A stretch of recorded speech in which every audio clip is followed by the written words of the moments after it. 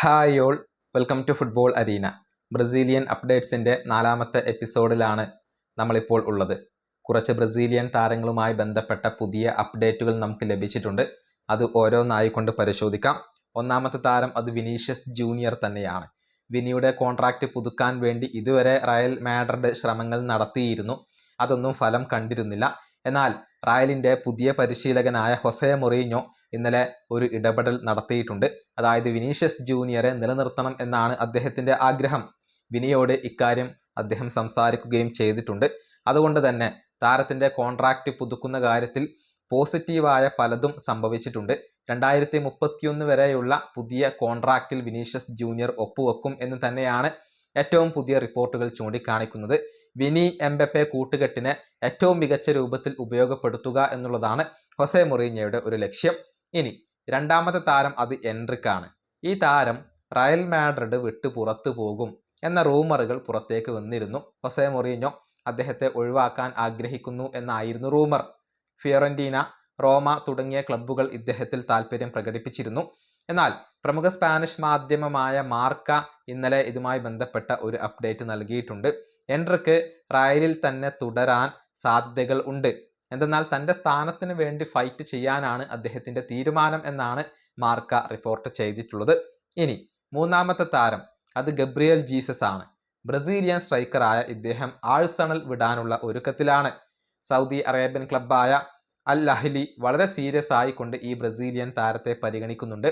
അവരുടെ സ്ട്രൈക്കറായ Ivan Tony club വിട്ട് കഴിഞ്ഞാൽ പകരം ജീസസിനെ കൊണ്ടുവരാനാണ് അവരുടെ തീരുമാനം. ഇനി നാലാമത്തെ താരം അത് ജാവോ പെഡ്രോ. കഴിഞ്ഞ ജൂൺ മാസത്തിൽ ഈ താരത്തെ സ്വന്തമാക്കാനുള്ള ഒരു സുവർണാവസരം FC ബാഴ്സലോണക്കുണ്ടായിരുന്നു. എന്നാൽ ബാഴ്സ അന്ന് അത് വേണ്ടെന്ന് വെച്ചു. പകരം ഹൂലിയനെ കൊണ്ടുവരാൻ തന്നെയാണ് അവരുടെ തീരുമാനം. ഇപ്പോൾ ജാവോ പെഡ്രോ ചെൽസിയിൽ തന്നെ തുടരാൻ തീരുമാനിച്ചിട്ടുണ്ട്. ചെൽസിയുമായുള്ള കോൺട്രാക്റ്റ് അദ്ദേഹം പുതുക്കുകയാണ്.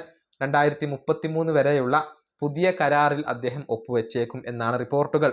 ഇനി അഞ്ചാമത്തെ താരം അത് വെസ്ലിയാണ്. ബ്രസീലിയൻ യുവ പ്രതിഭയായ വെസ്ലി അൽ നസർ ഇപ്പോൾ വിട്ടുകഴിഞ്ഞിട്ടുണ്ട്. ലോൺ അടിസ്ഥാനത്തിൽ ബ്രസീലിയൻ ക്ലബ്ബായ ക്രുസൈറോയാണ് താരത്തെ സ്വന്തമാക്കിയത്. ഒരു വർഷത്തെ ലോൺ കാലാവധിക്ക് ശേഷം താരത്തെ സ്ഥിരപ്പെടുത്താനുള്ള ഓപ്ഷൻ ഈ ബ്രസീലിയൻ ക്ലബിന് ലഭ്യമല്ല എന്നാണ് അറിയാൻ സാധിക്കുന്നത്. ഇനി ആറാമത്തെ താരം അത് ഡാനിലോ. ബ്രസീലിൻ്റെ മധ്യനിര താരമായ ഇദ്ദേഹത്തിൽ നേരത്തെ ന്യൂകാസിൽ യുണൈറ്റഡ് താല്പര്യം പ്രകടിപ്പിച്ചിരുന്നു. ബ്രൂണോ ഗിമറസ് പോയതുകൊണ്ട് തന്നെ ഈ താരത്തിന് വേണ്ടി ന്യൂകാസിൽ യുണൈറ്റഡ് ഇനി വലിയ ശ്രമങ്ങൾ നടത്തിയേക്കും എന്നാണ് പ്രതീക്ഷിക്കപ്പെടുന്നത്. മാത്രമല്ല ഇറ്റാലിയൻ ക്ലബ്ബായ അറ്റലാന്റ 22 മില്യൺ യൂറോയുടെ ഒരു ഓഫർ താരത്തിന് വേണ്ടി ബോട്ടഫോഗോക്ക് നൽകിയിരുന്നു. പക്ഷേ ബോട്ടഫോഗോ അത് തള്ളിക്കളഞ്ഞിട്ടുണ്ട്. 35 മില്യൺ യൂറോ മുതൽ 40 മില്യൺ യൂറോ വരെയെങ്കിലും ഈ താരത്തിന് വേണ്ടി ലഭിക്കണം എന്നുള്ള ഒരു നിലപാടിലാണ് ഇപ്പോൾ ഈ ബ്രസീലിയൻ ക്ലബ്ബ് ഉള്ളത്.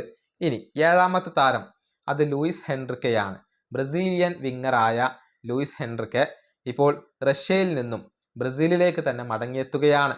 ഫ്ലമംഗോ താരത്തെ സ്വന്തമാക്കുന്നതിൻ്റെ തൊട്ടരികിലാണ് ഇപ്പോൾ ഉള്ളത്. 35 മില്യൺ യൂറോയാണ് റഷ്യൻ ക്ലബ്ബായ സെനിത്ത് താരത്തിന് വേണ്ടി ഇപ്പോൾ ആവശ്യപ്പെടുന്നത്. ഇത്രയും അപ്ഡേറ്റുകളാണ് ബ്രസീലിയൻ താരങ്ങളുമായി ബന്ധപ്പെട്ടുകൊണ്ട് നമുക്ക് ലഭിച്ചിട്ടുള്ളത്. ഈ വീഡിയോയുടെ അവസാനിപ്പിക്കുന്നു. അടുത്തൊരു വീഡിയോ കാണാം.